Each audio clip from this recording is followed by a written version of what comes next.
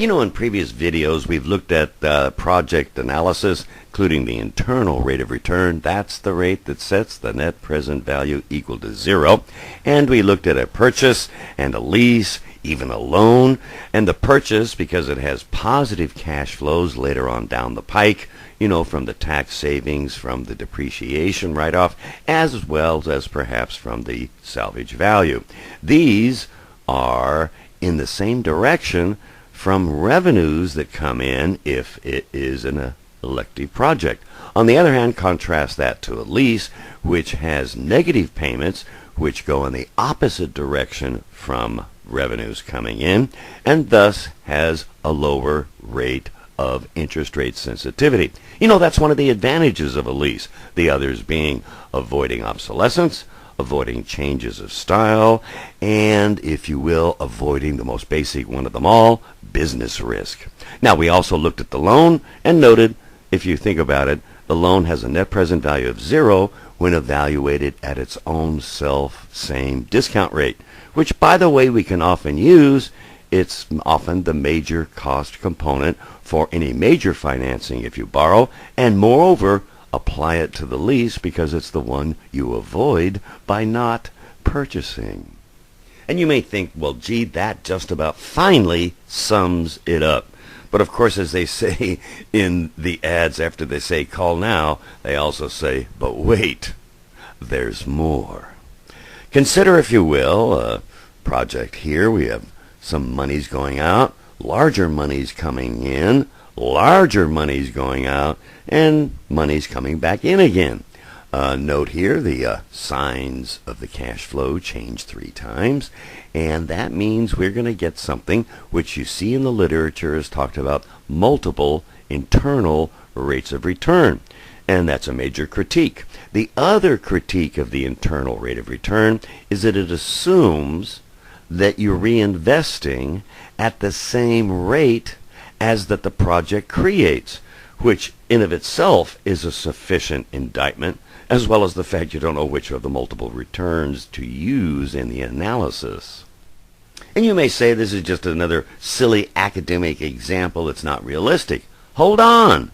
Consider maybe a project wherein you do some initial research, file an impact study, make an application fee, and then, once approved, you get some pre-orders for you to proceed, and then, well, now you go and build the plant, make the machine, set up the process, and then finally deliver on the last portion of the goods.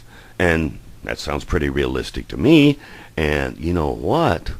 Let's see what that turns out to be.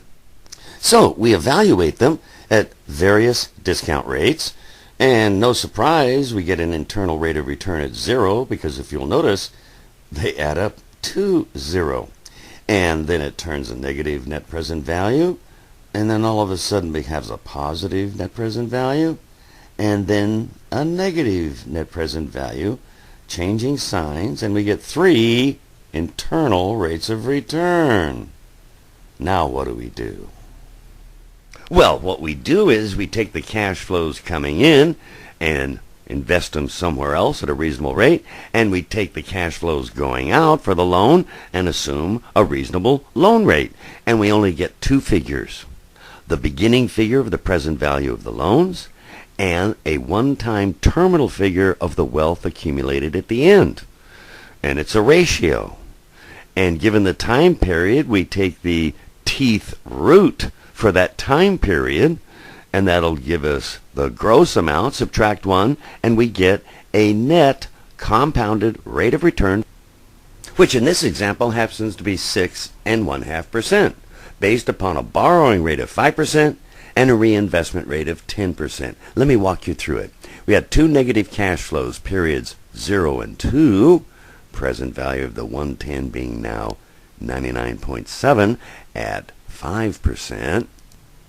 And we had 2 positive cash flows in periods 1 and 3, with the 60 at period 1 having a future value at 10% in 2 years of 72.6, and the terminal value in period 3 of 60, which will be 60. Adding both of them up, We have a terminal positive wealth of 132.6, a negative net present value of 109.77. We make it a ratio, and it happens to be 3 years away. Well, the 3-year compounded rate of return would give us 1.2079er. That's a 20.8% increase across the 3 years. We take the third root of that. Well, that gives us 1.065. And of course, well, you have to subtract the principal, and you get left over a 6.5% modified internal rate of return. Oh, by the way, what about the critiques on the internal rate of return? The first one, assumptions about reinvestment rates that weren't reasonable. These were reasonable rates. Secondly, you can't have multiple answers because there's only a beginning and end figure with Dr. C Invests.